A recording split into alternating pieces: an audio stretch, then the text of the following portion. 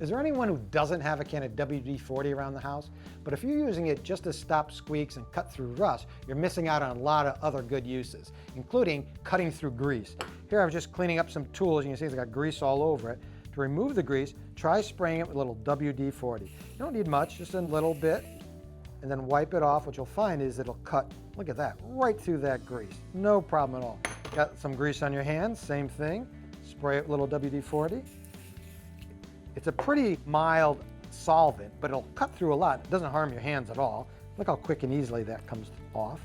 Now, WD-40 is also great for many other common uses. You can use it to remove tar and bugs that are stuck to your car. Won't harm the paint at all. If you have kids who have drawn on the walls with crayons, spray it with a little WD-40 and wipe it with a soft cloth. No worry about it harming or dissolving the paint. Also, if you have a sticky residue left over, you know, when you peel off a sticker from a surface and it always leaves some of that glue behind, spray it with some WD-40 and wipe it. You'll see it comes right off. So next time you grab a can of WD-40, remember it's good for a lot more than squeaky hinges. Simple Solutions is brought to you by Tite Bond, the Pro's Advantage. Coming up, I get a warning from the homeowner. Don't you tell her you found a paintbrush that'll fit my hand.